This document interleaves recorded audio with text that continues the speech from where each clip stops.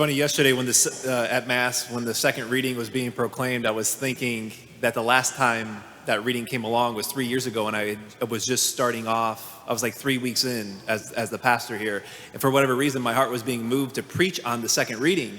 And at one point during the week, I called a couple of my siblings and said, I think I'm being led to preach on the second reading. And two of my siblings were just like, it's probably not a good idea to preach on that your first couple weeks at the parish. But I'm feeling called to preach on the gospel here today. If you want to hear 3 years ago, you can go on YouTube on the second reading. No middle ground. And then secondly, just two quick stories to help us with our Eucharistic love and faith. So first, no middle ground, right? For a lot of things, we just know this to be the case, that in life, for a lot of things, it's noble, it's commendable, it's even needed sometimes for us to find middle ground. Think of relationships, spouses, right? There's disagreement. They need to put in a lot of work to find some middle ground with maybe both preferences so as to keep the peace. Politicians oftentimes have to find middle ground to pass legislation. Not that our politicians have a problem finding middle ground today at all or anything, but maybe one more just to give you an insight of the rectory, the house here. I mentioned we have 7 guys living in the house now. The temperature of the house, right? Jack here, along with 4 other guys, they love the house ice cold. I hate the house ice cold, right? Middle ground, Deacon Christian and I, in our rooms, the air conditioning comes out of these little circular vents. We both in our rooms have socks stuffed up, hanging from the ceiling, the holes, so that we don't freeze. That's how we find middle ground. But with these things, right, and other things, we know that it's important, sometimes even needed, to find middle ground. There are things, however, where it's just not possible to find middle ground. Middle ground doesn't exist. This is the 5th week now we've been in John chapter 6, the bread of life discourse. We've been hearing things of Jesus saying things like, I am the bread of life come down from heaven. He kept ratcheting things up. Last week we heard him say, unless you eat my flesh and drink my blood, you have no life within you. And the response, ultimately, we hear today is, and throughout that time, these last number of weeks, the disciples are taking Jesus literally. And Jesus knows his disciples are taking him literally. You can clearly see that in the text. And what we see today, finally, the response is from Jesus' disciples. These aren't just the crowd. These are Jesus' disciples. Some leave and some stay. There's no middle ground. The first commandment is don't worship false gods. You can't worship idols. It's actually the most important commandment. All the other commandments flow from that one. And now there are many situations in which we kneel before things and people where it's not an act of worship. Think of a man who kneels before the woman that he's asking for his hand in marriage. He kneels before her. As he kneels before her, he's not worshiping her.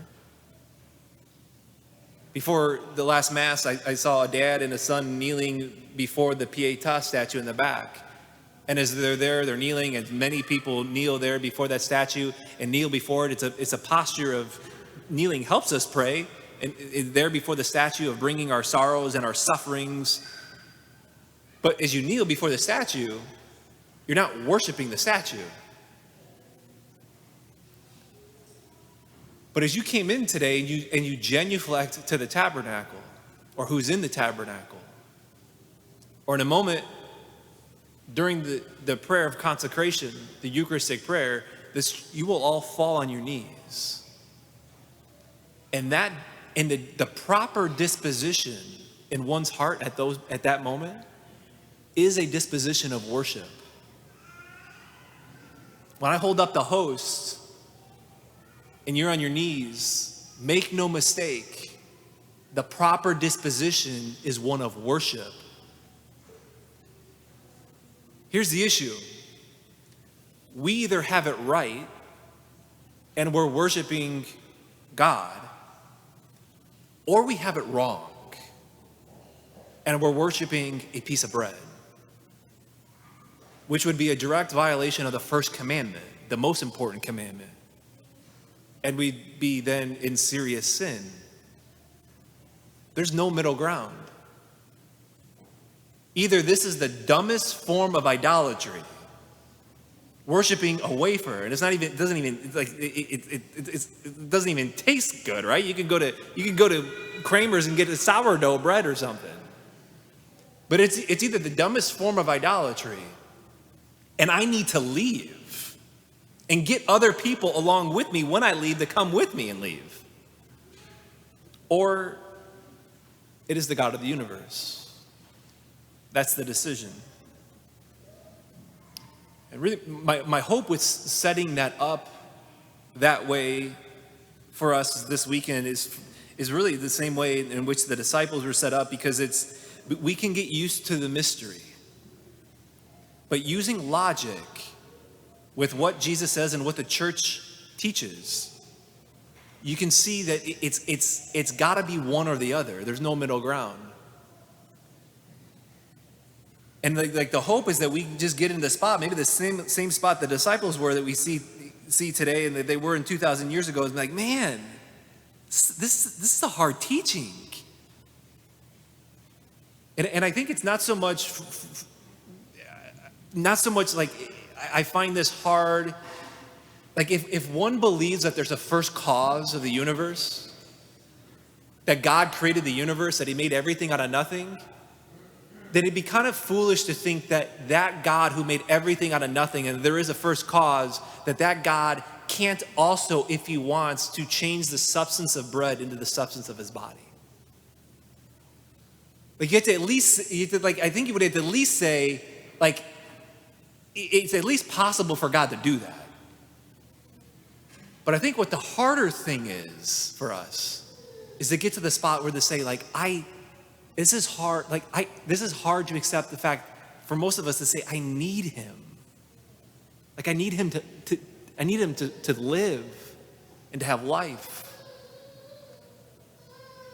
But the hope is that we get to the spot of Peter, who speaks on the behalf of the disciples and ultimately does say, like, this is hard, but Master, whom else would we go to? Which brings us, secondly, just want to close with two quick stories to help us with Eucharistic love and faith. I've tried to stress here the last 3 years of the importance of one's disposition when they come up and receive communion. The Eucharist is not magic. God, of course, is all powerful. The Eucharist, then, is power. But our disposition matters. If we just come up nonchalant and not with faith.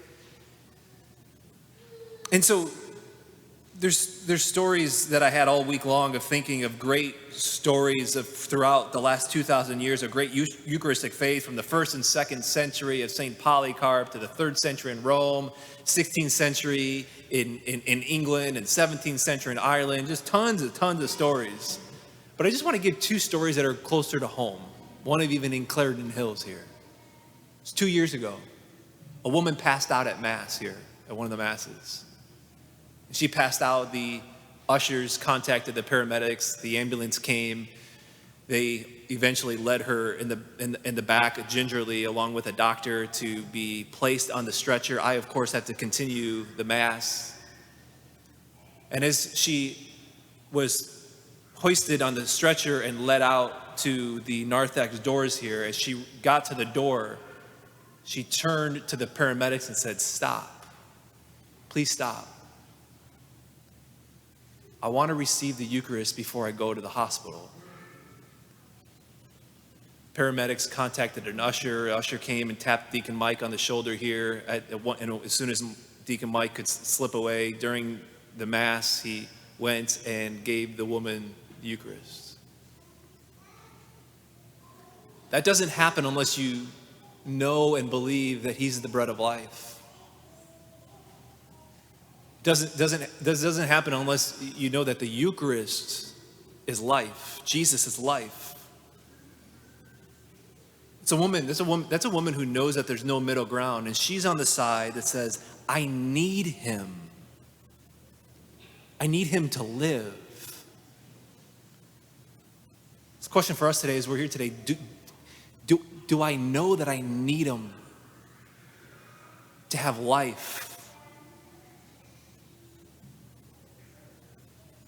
Second story, Deacon Christian, he was telling me last weekend, 2 weekends ago when he was here, that he was at a conference, and at the conference was, they had Mass every day at the conference, and at one of the Masses, he was sitting behind parents of 2 little children, a little boy and a little girl. I think he said they were 5 and 3 years old. The girl was 3, brother was 5, and of course, during the Mass, just like brothers and sisters would at that age, they're messing around with each other and, messing around with each other. But at the point of consecration, when the bells were rung, the little sister turned to her older brother and said, "Shh, Jesus is coming. I can hear him." Do you know Jesus is coming? Like, really coming here in a moment.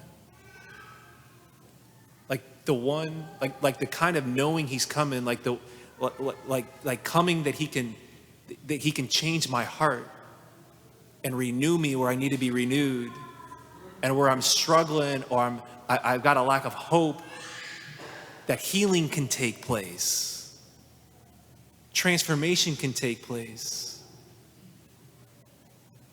See, that's what happens in communion. We talk about we receive Holy Communion. When we're in Holy Communion with the divine, things can change. My heart can change. Transformation can take place. Renewal can take place. Healing can take place. So at communion today, or before then, make your decision. A decision is required, and there is no middle ground.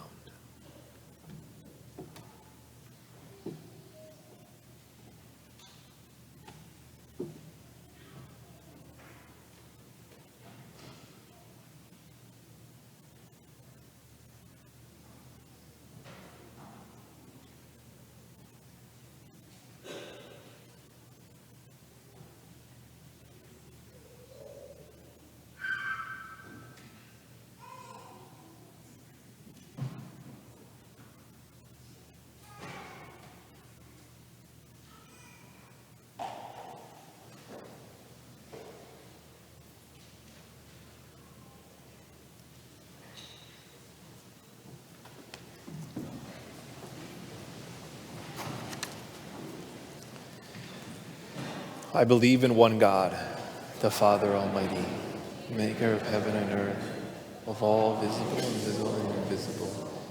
I believe in one Lord Jesus Christ, the Son of God, born of the Father before all ages, God from God, light from light, true God from true God, God not made, consubstantial with the Father. Through him all things were made. For us men and for our salvation, he came down from heaven, and by the Holy Spirit was incarnate of the Virgin Mary and became man. For our sake he was crucified under Pontius Pilate. He suffered death and